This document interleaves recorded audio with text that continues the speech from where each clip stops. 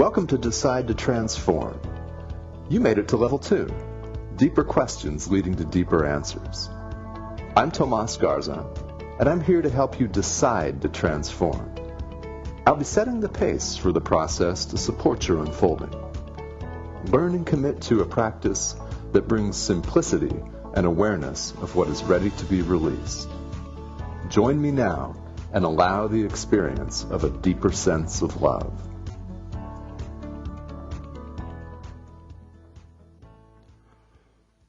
Welcome. Hello, and this is Decide to Transform. Welcome to the show. I'm your host, Tomas Garza, and I hope that everybody had a very happy Thanksgiving and that you are enjoying the start of the holiday season. For some of you, that may have already begun.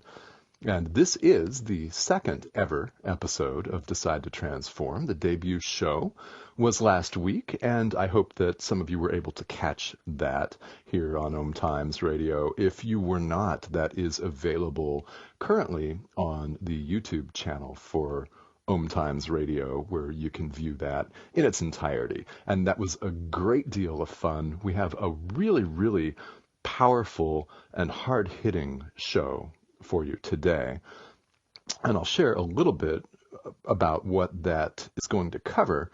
December 3rd is a very special day in my life. It's for strange reasons that may not seem obvious at first. Today, the 3rd of December, is the 6-year anniversary of a major car accident that I had where I was T-boned at 55 miles an hour and woke up in the hospital and had to learn to walk again. That's the Cliff Notes version. We'll be going through a lot of that today. And like today, that December 3rd is a Tuesday. So I thought, what a perfect opportunity to go through some of the lessons that I have learned, because that is, in fact, what I'm here to do in the first place, is to share and teach from my experience, including a lot of the things that led up to that accident that I was directly and indirectly responsible for. So if you caught the first episode last week, you'll know that this show in general is going to cover massive internal personal transformation in your own life. That is the theme. I love the term massive transformation. You'll hear it often.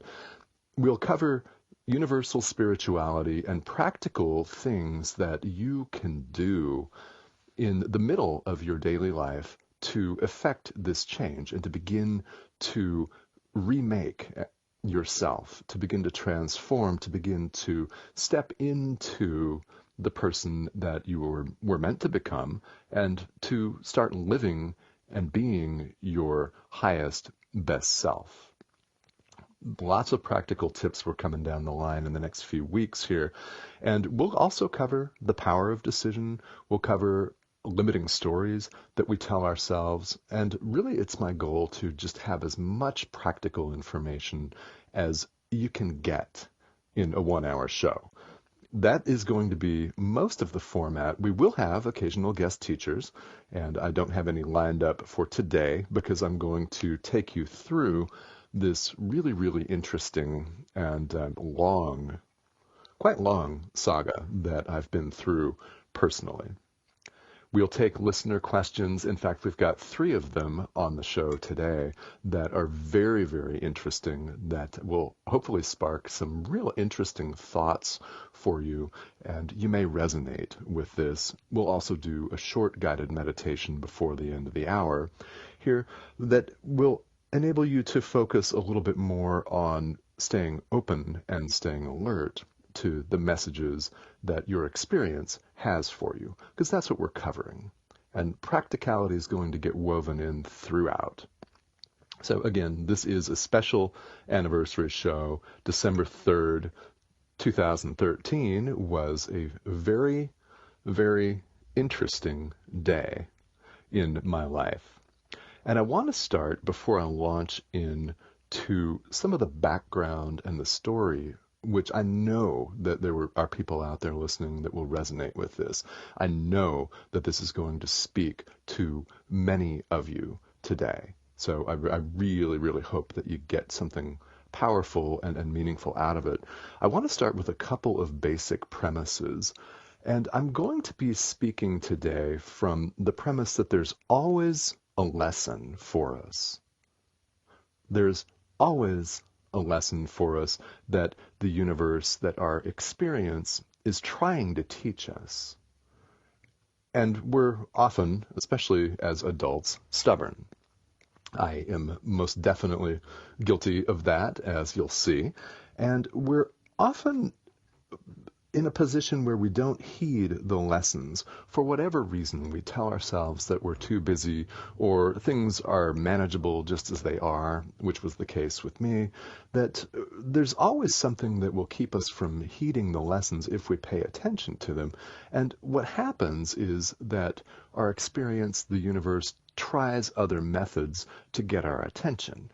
And it will keep trying to teach us the lesson again and again until we get it. And as it turns out, if we refuse in our stubbornness, in our ignorance, in our darkness and delusion to refuse to heed the message, the universe will smack us. It will yell at us. It will try different ways to get our attention. And you'll see how that happened to me. Second premise, things happen for a reason when they're supposed to. So I'm operating off of these basic premises today as I go through my story. There's always a lesson for us, and things happen for a reason. So whether you feel that way or not, I want to invite you for the rest of the hour to just let these premises sit in your mind. Let them percolate and just let them bounce around in your head here. That things happen for a reason, and there's always a lesson in everything. And as you might imagine, the theme for today is openness to the lessons and acceptance of divine timing. And in fact, that is the title of today's show, Divine Timing. So it's about openness, and it's about acceptance. Now let me take you through some of the backstory here. As you know, the accident occurred on December 3rd, 2013, which was like today, a Tuesday, and it was an ordinary day for me. It began as an ordinary work day. At the time, I was in private practice as a divorce and child custody mediator, a family mediator, and living in the state of Oregon. So some of you may be from Oregon, and for those who are not, there is a system in place where families that are going through a really hard transitional process, like a separation or a divorce, have to go through mediation if they have children, because they must complete a document that the court calls a parenting plan, talking about the custody of the kids, the parenting time arrangements, who gets them for holidays, and what the arrangements are. And often people don't agree on that. Maybe you have been in that position yourself. Maybe you are also divorced and separated. Perhaps you also had a dispute over custody, either of children or of possessions, possibly of animals. I saw a lot of things in my career as a mediator, which I did for 13 years. So Tuesday, the 3rd of December, 2013, was a day just like any other. I woke up, put on my clothes, and had breakfast, drank coffee, everything normal except the way that I felt about that. And I felt almost like I was sleepwalking through my own life. I almost felt on that day, for some reason, that I was observing myself from outside my body, which in fact I have done on occasion. Maybe some of you have done the same. I have done that, but I felt like I was doing that, and I just felt a pull that morning to go back to bed.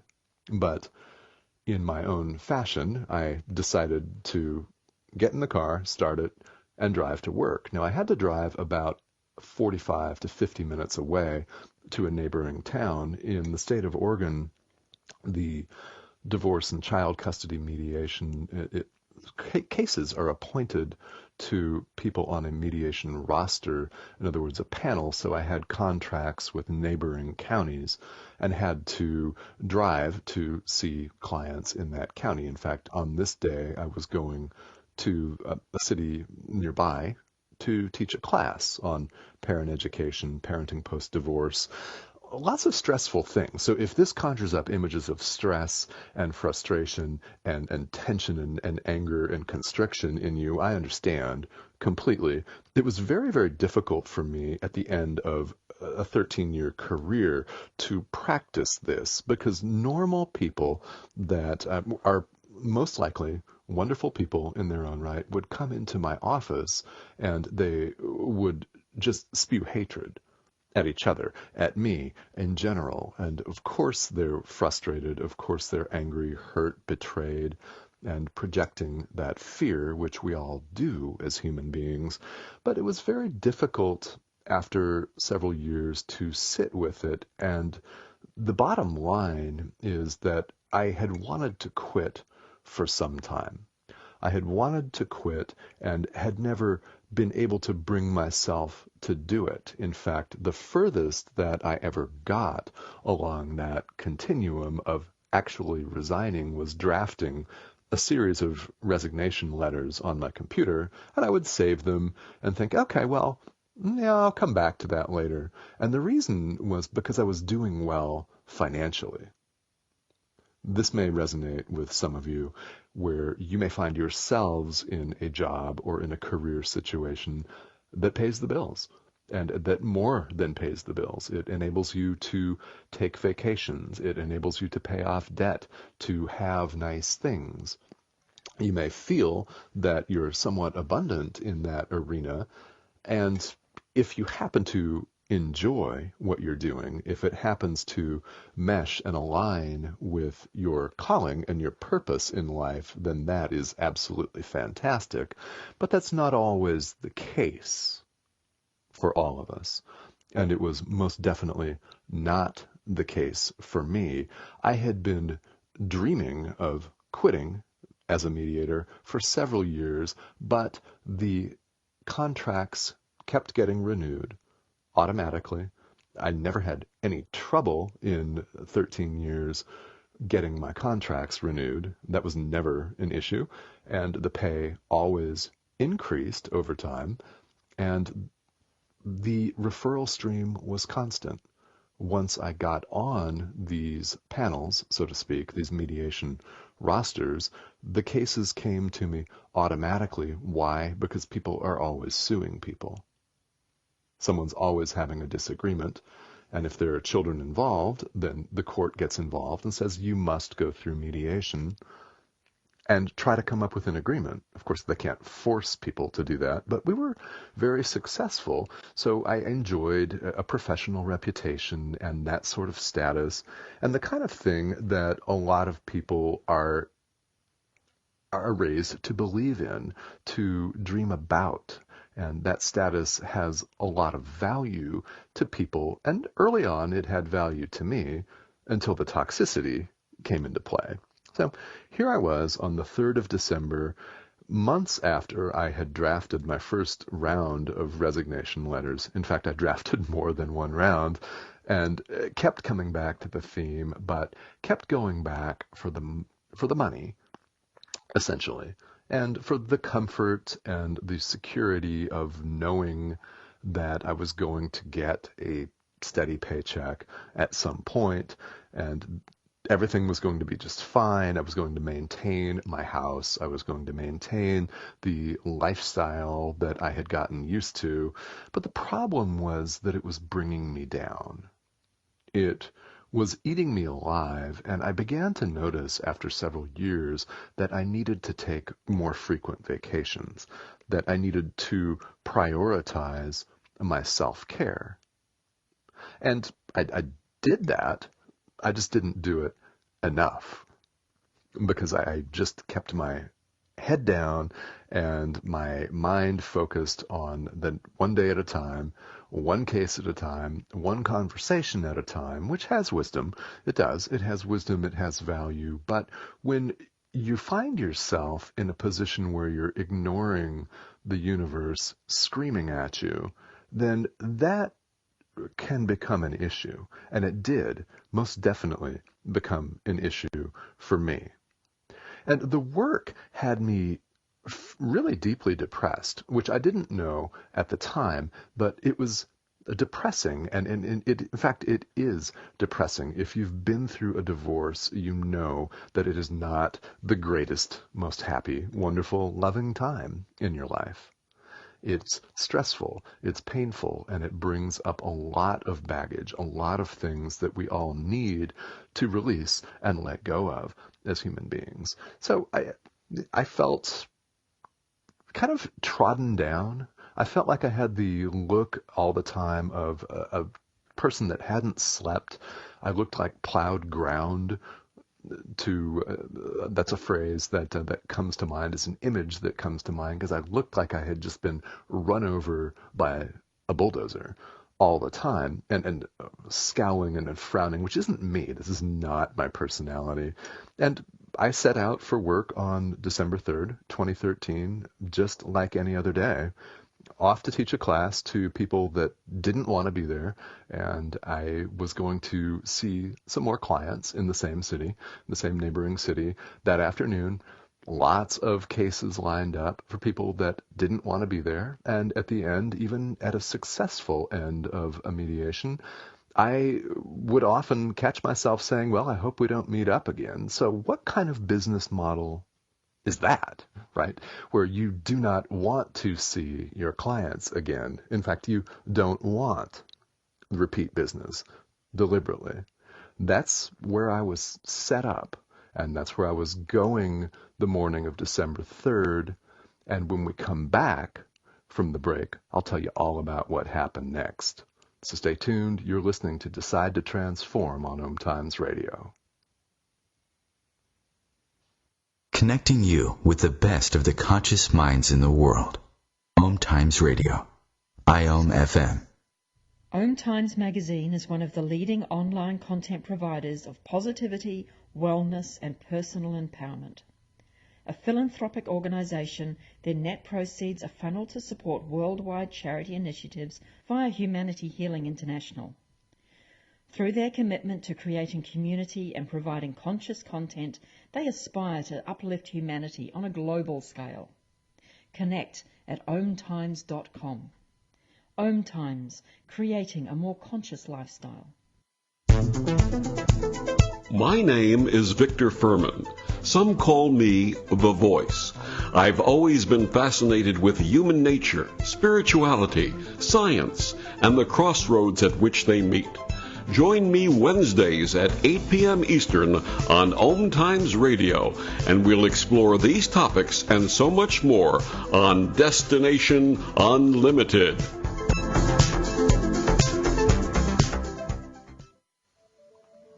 Hi, I'm Tomas Garza, author of Decide and host of Decide to Transform on OMTimes Radio.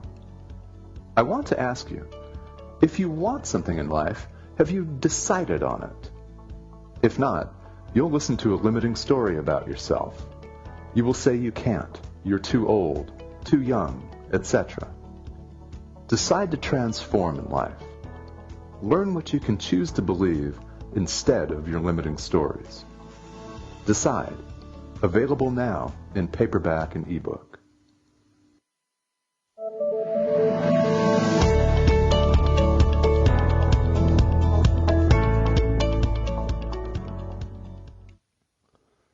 Welcome back. You're listening to Decide to Transform. I'm Tomas Garza, your host. And before the break, I was laying some backstory for an auto accident that I had on December 3rd, 2013.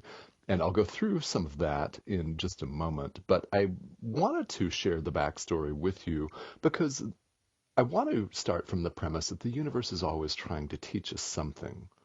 Right? There's always a lesson in every single experience that we have, and we have to show up and be aware of that, and we have to choose to heed that or not. And that's our choice. That is our decision to make.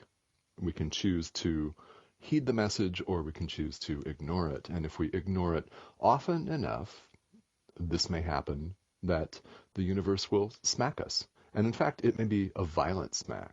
And in my case, on the way to work on December 3rd, 2013, it was getting T-boned at 55 miles an hour.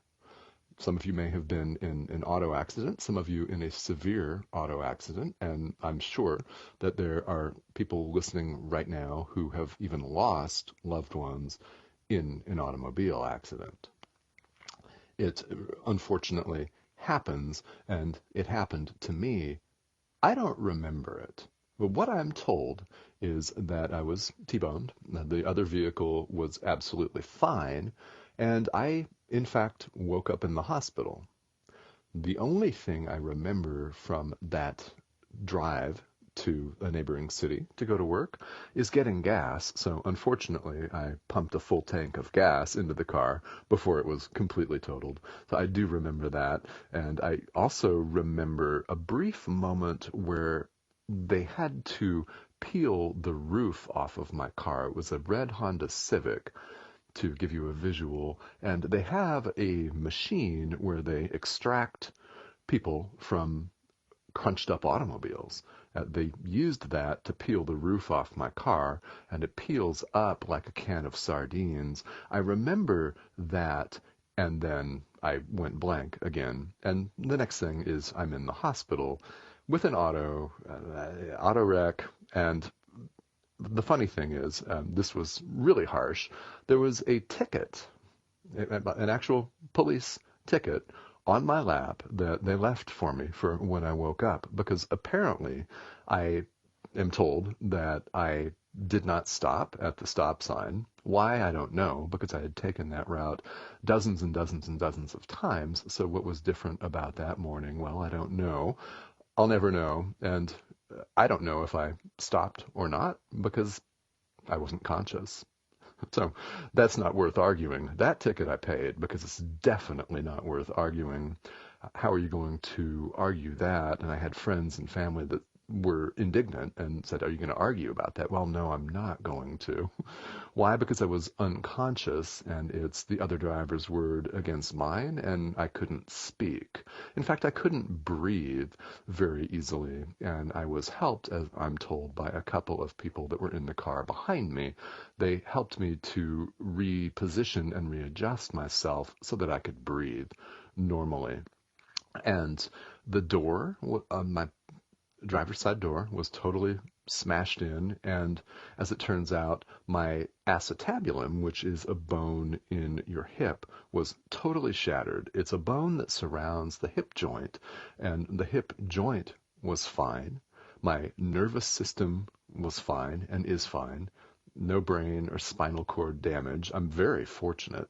But I wound up having to go to Portland, Oregon, for a 6.5-hour surgery and a 13-day stay in the hospital, which was not pretty. And if you've ever been there, you will know that it's very, very difficult to have to learn how to walk again. And I found myself initially doing what I could do to stay positive. And it would work sometimes, and it wouldn't work other times, because I fell prey to the same thing that we all get caught in. We can tend to get caught in the poor me, why did this happen to me? This is a really terrible thing. Why did this auto accident happen to me? Poor me. It's victim mentality, and it's really, really easy to fall into, isn't it? We all do this. I did that, and I had to pull myself out of that. And I didn't get to really walk again for a couple of months. I had to retrain myself. So if you've ever been injured, you may relate to the sensation of having to talk yourself through basic procedures that you do every day, like going to the refrigerator and opening it without falling down. Something we take for granted every day, don't we? Unless we're injured and we have to walk ourselves through that. And that might have frankly been the weirdest thing about this entire experience, is the act of having to think through, okay, I'm going to place my right hand right here on the counter, and with my left foot I'm going to inch forward, and with my left hand I'm going to grab the refrigerator door. I'm going to brace myself with my right hand, then I'm going to gently pull. And I had those conversations with myself all the time, so I didn't fall down and re-injure myself. So there is a picture up on my Facebook page, Tomas Garza, with my hip. It's an x-ray of my hip with all of the hardware. And I just want to point out, because it's December, because it's wintertime, there is a lot of scar tissue around well, I call them my slash marks from the surgery, which it's kind of a dark humor kind of way of looking at that, to be sure, but that's what they are. And they had to go in so they could put the bone back together. And all of the hardware is still there, and so too is the scar tissue, and that will always be there. The issue is December 3rd and scar tissue, if you have some. Winter scar tissue, not elastic. It freezes up and it becomes very, very difficult. So as I sit right now, I'm seated on a comfortable couch. I'm wrapped in a blanket, and I have a hot liquid right next to me. There's a cup of tea, because it's really difficult to move. And now, happily, my wife Cindy and I are headed back to Mexico this evening. We're going to fly back. We have a beach house in the state of Yucatan where it's hot and warm, and the scar tissue can loosen up, and I'll have my mobility back. But it's really not there right now. And I just want to share that. If winter's difficult for you, I totally get it. I get it because I'm living it right now. And, after the auto accident, if you've ever done physical therapy, it's brutal. If you enjoyed it, okay, great. I did not. I did not enjoy it at all. That was hard. That was very difficult. And then I was left with a decision to make that became really, really easy. And I'm circling back to the premise that there's always a lesson for us, and things happen for a reason. I did not heed the call to quit my job as a child custody mediator. I really did not. And as a result, I had an auto accident on my way to work. Here's what happened. I couldn't serve my clients from the hospital because I was on some very, very heavy, very interesting pain medication that I really wanted to get off of as quickly as possible. And it was heavy duty. So you can't, conduct a mediation when you're completely gorked out. And I had all of my cases transferred to my colleagues. I had a clean slate, and I quit. That was what it took for me to get out of a situation that wasn't serving me. A massive auto accident, totaled car, totaled bone in my hip that was surgically reconstructed, and then a lifetime of difficult winters if I am not in a warm climate, which I aim to be as often as I can from October to May. And Western Oregon is a place that I do love. However, it's humid, it's cold, it's October to May, wet, and it makes me hurt. So, hence the Mexico. That's why we do what we do, and I'm grateful that I have the opportunity to do that. This helped pave the way. And there was a lesson in this that I needed to heed these. And there was divine grace in this as well, because it was just the bone that was damaged. It was not my nervous system. I now am in much better shape than I was in 6 years ago. In fact, I'm in better shape now at 48 than I was when I was 18, which may sound weird to some, but it's really true when you make a decision to focus on your health. And there's that word again that keeps coming up: decide, decide, decide. It's the title of my book. Decide to Transform's the title of the show. And here's the deal. The lesson for me was heed the messages. Stay alert, stay aware of the messages, and that all of this happened for a reason. And I'll explain more about that. I didn't heed the messages, got in an auto accident, and wound up in the hospital. And it seemed like a really bad thing at the time. And this leads me to a general question that people have asked me throughout my career as a teacher, and that is, why do you suppose painful things happen? Why do you suppose painful things happen to people? And, why are they happening to me? Right?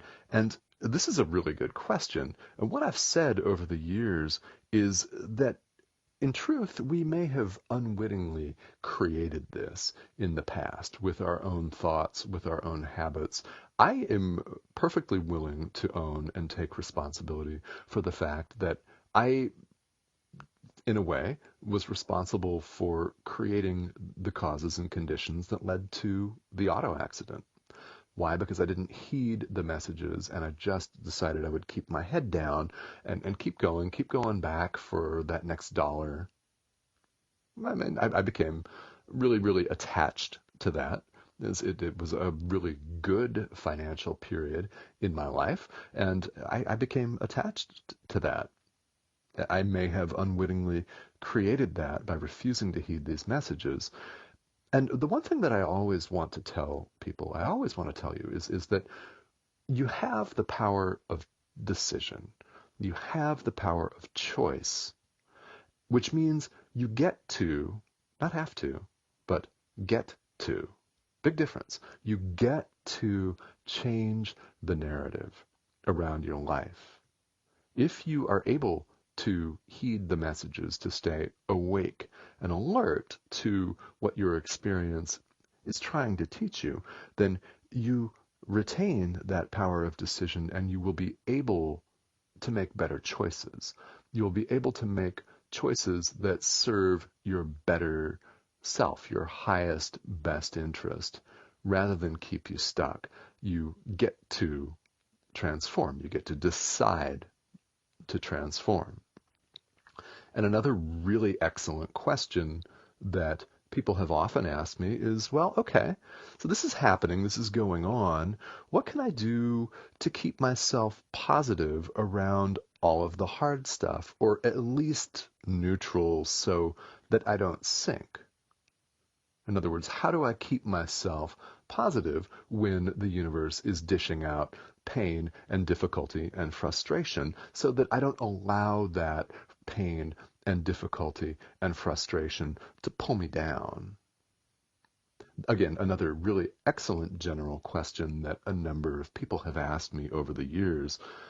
And what I find about a decision is something that I will repeat often on this show. And there are a number of things that you may be thinking, okay, I've heard this before. There's nothing new to this. Well, no. In fact, there's not. However, you're listening to this right now. Why?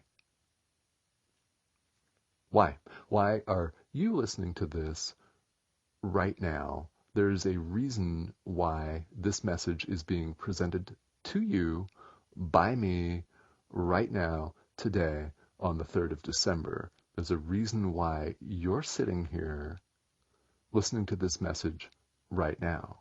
And it might be the 50th time that you've heard it. And that's okay. As adult learners, we obviously need to have things repeated again and again and again and again and again and again and again. Why? Because we don't get it. Or we refuse to get it. So there's a reason why you're hearing this right now. Let this be the moment. Let this be the day that this sinks in. That you have the power of choice. You can choose to pay attention to the messages. You can choose to redirect your life. You can choose to take care of yourself. You can choose to let go of things, situations, even people that don't serve you. You can make that decision, and what you can do to not sink in response to the question is you can decide again. Choose yet again and recommit. Once you make a decision to do something, to change, to transform, that is good, and it has to happen. And next week on the show, we will actually be going through the power of decision and what is so critical about that, how it differs from a lot of other thought processes and choices that we could make. And we'll go through that next week. And it's about recommitting, because every moment of every day we have a choice. We have a choice to move forward or go back. And standing still is most definitely going back. It doesn't serve your internal transformation. It doesn't serve your spiritual path to stay still. In no way does that ever serve your spiritual path to listen to limiting stories and to stay where you are. That's how people begin to feel stuck, like I feel stuck, like I felt stuck, I should say. I don't feel stuck anymore, luckily and happily, but I did feel stuck as a divorce and child custody mediator. So we recommit to these decisions again and again, as many times as we can, as many times as we must, until we're on the path of transformation. And then we're faced with further choices, further decisions, and we commit to that again. It never stops. And once you get into the flow of a process of personal transformation, what happens, and what I have found, is that I come to welcome that. Making the decision again and again, it's empowering. It may be scary at first, but it becomes empowering in time. So when we come back, we'll take a look at lessons from the hard stuff here on Decide to Transform. We'll be right back.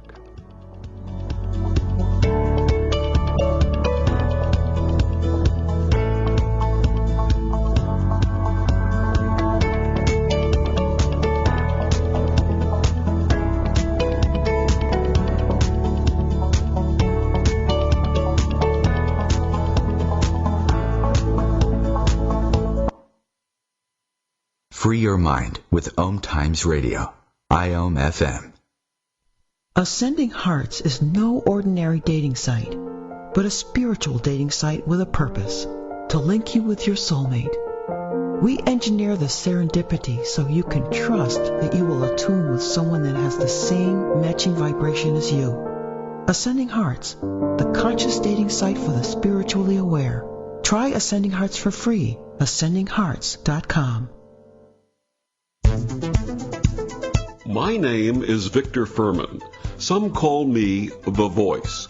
I've always been fascinated with human nature, spirituality, science, and the crossroads at which they meet. Join me Wednesdays at 8 p.m. Eastern on OMTimes Radio, and we'll explore these topics and so much more on Destination Unlimited.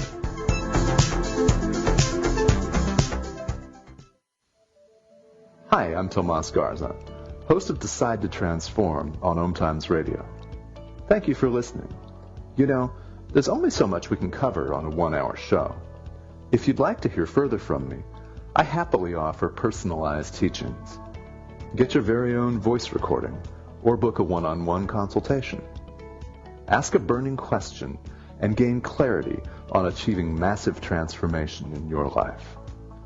Details available on my website, tomasgarza.com. I'm Fidel Mshombo. I was born in a city called the Bukavu in the Congo. We were a loving family, and then, boom, everything that I had disappeared in a single day. People think that when you are a refugee and they resettle you to America, and all your problems are done. They don't understand that that's the beginning of everything. I was not born a refugee. I was made one. It's time we welcome refugee families with open arms. Learn more at embracerefugees.org, brought to you by the Ad Council.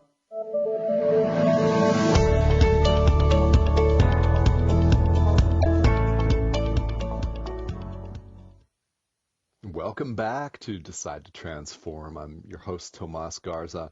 And before the break, we were taking some general questions from listeners. And I want to point out that I am very happy to receive questions from people. And I invite you to email me. That's tomas@tomasgarza.com. Or if we are connected on Facebook, you can always send me a private message or send me a friend request if you'd like to follow what I'm up to a little bit further. I am active there on social media, and I like to take listener questions because they're so interesting, and a number of the questions that I've answered over the last couple weeks have been general questions, the kind of things that people really want to know the answer to, and often people are not comfortable asking. So I take those and I like to read a few of those on the air on every show. And I've got one that I really want to share. It's excellent. We're going to go through this one right now. And this question is from Christy from Miami. So Christy, thank you so much for sending this question from Miami. Why does it feel like I'm being punished when bad things happen? Ooh. Okay. Why does it feel like I'm being punished when bad things happen? This is a great question. Thank you for submitting that. We can unwrap this in so many different ways. What helps me, and I'll just share, what helps me is when bad things happen, I have always felt the need to kind of grieve, and the auto accident's a perfect example. I did feel badly for a while. It was very frustrating and deeply saddening to not be able to walk. I quickly got rid of mediation, and that was good, and that was happy, which kept me upbeat a little bit. But it's very easy to fall back into the victimhood, isn't it? It's very easy as human beings to begin to blame and to seek fault, right? To try to pin our situation, our circumstance on someone else. And what I find really is not easy, but it's very powerful, is for us to begin to shift to a place of owning that. Shifting to, in other words, a place of taking responsibility for our lives, for our experience. And there is always a lesson in something nasty, in something that is difficult and painful. It's always there. It's just up to us to get to or keep ourselves, once we get there, in a space of being able to listen to the lessons and to decide to move on from that. So blame obviously doesn't help, but we go there as human beings. So the question becomes, how are we able to grow beyond this?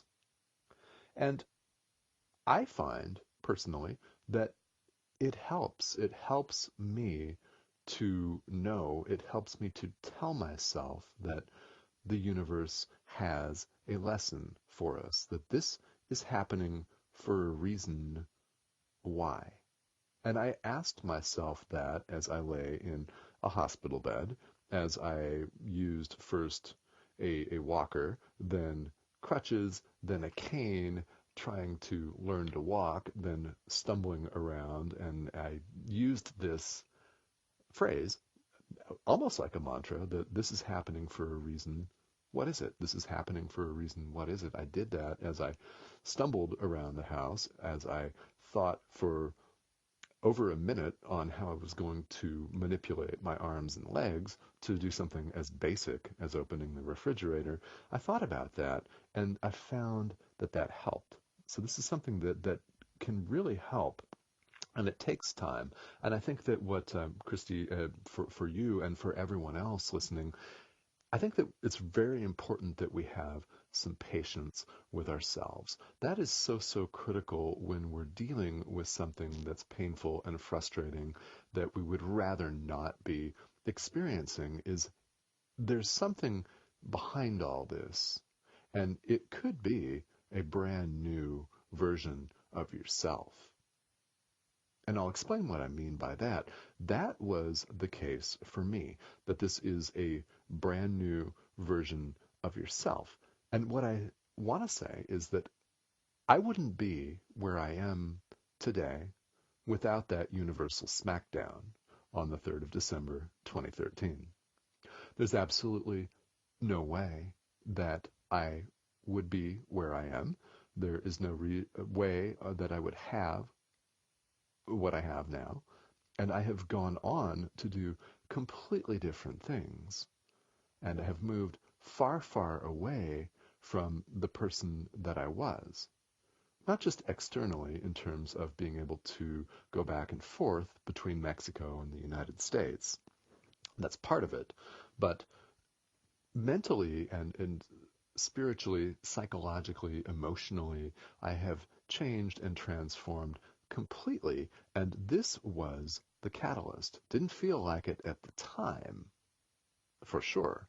But with time, I have grown to realize, okay, there were several lessons involved in this, and none of what I currently have as a published author, as an entrepreneur, as someone who is very happily married and able to travel with his wife to places like Mexico, to Arizona, and I've seen things that I wouldn't have seen otherwise. I've met people that I wouldn't have met otherwise. And if it weren't for this awful, atrocious car accident, I wouldn't be here speaking to you right now. So I wouldn't reach you. I wouldn't have heeded my call to step up and teach in different arenas, because that is exactly what's going on here.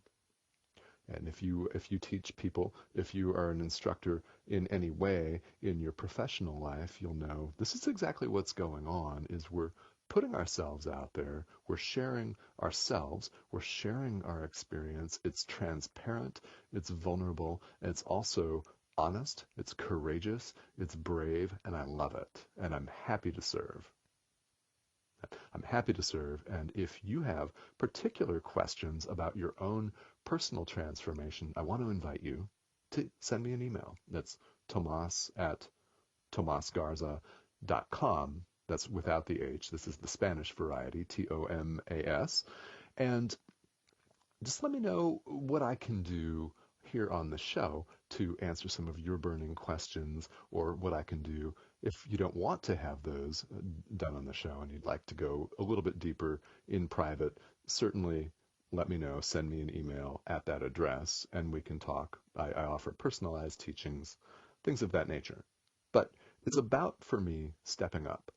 Okay. And the lessons can unfold for years. It has taken me several years, 6 years to be exact, to arrive at this place. This show just debuted last week. This is my second, and I could happily talk about the lessons and the blessings that have come from this for several hours, but I won't, because we only have a few more minutes here today. I almost said this morning, because I am on the West Coast and it's this morning. So if you're Central and Eastern time this afternoon, if you're elsewhere in the world, wherever you are. I know some of you are listening in from Australia and Asia and other places, so welcome again. And these lessons unfold. Sometimes it takes years, but there's a reason and there's divine timing for everything. And a negative situation can be, with time, seen as a gift. And it can be seen as a gift that keeps giving. So I want to ask, how have painful events helped you? How have painful events helped to shape you? Because if it weren't for all of those, you wouldn't be who you are today. You wouldn't have the resilience, possibly, that you have. You might not have the career that you have, the partnership, the relationship that you have. Without any of that, would you have learned these lessons, or would you have remained curled up in a ball like I was? Not necessarily physically, but emotionally curled up in a ball, hiding, and the universe sent me a car accident to wake me up, to get me to begin to pay attention. And again, how have painful events helped you? It's a choice, and it's a decision to see the positive in whatever situation it is.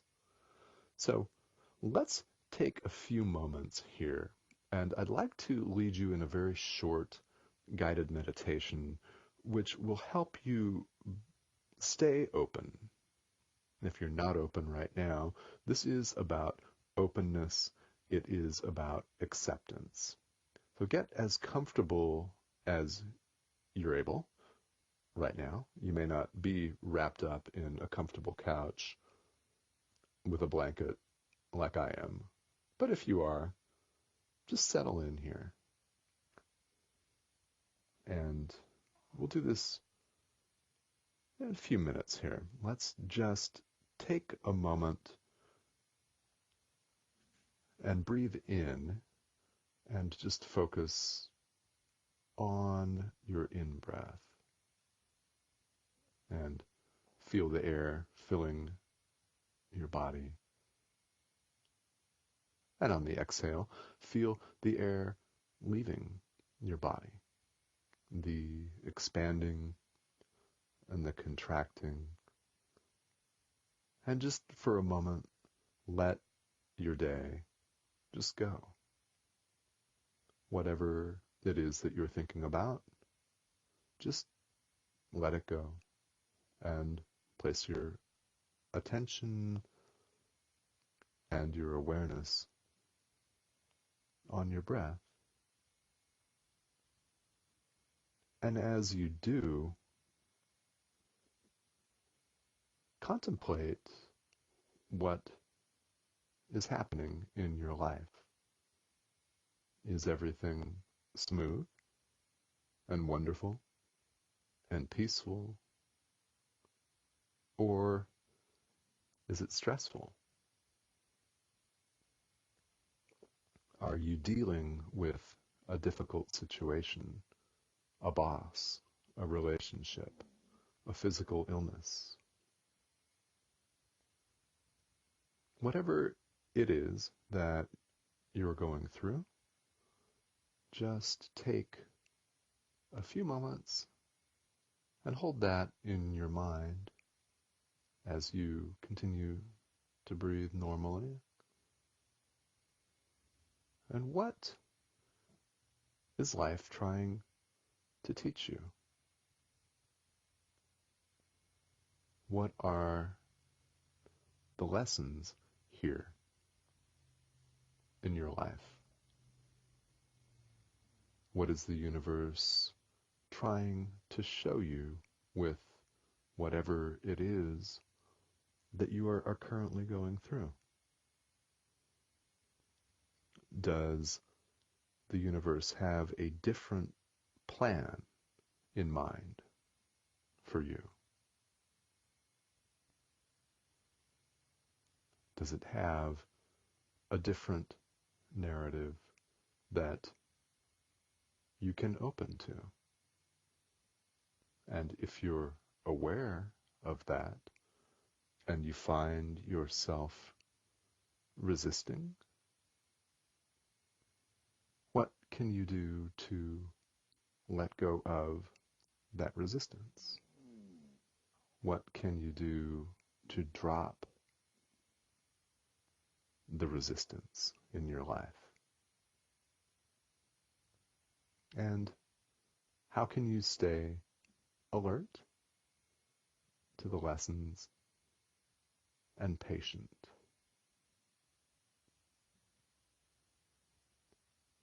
How can you stay open and accept? There is always a lesson for you in every circumstance, and things always happen for a reason. What is that? And take your time to come out of this brief meditation and take a couple more deep breaths in and out. And as you keep yourself comfortable, know that there are many teachers in this life, that every situation is, in fact, the teacher. Even something as violent as an automobile accident, even something as painful and difficult as a 6.5-hour surgery, scar tissue, and learning to walk again. What is life trying to teach you? Because every situation is, in fact, the teacher. And the teacher takes different forms. In fact, the form of the teacher does not matter. The teacher can be a person. It can be a thing. What is that for you? We will see you next week on Decide to Transform on OMTimes Radio. Thank you for listening. Have a great day.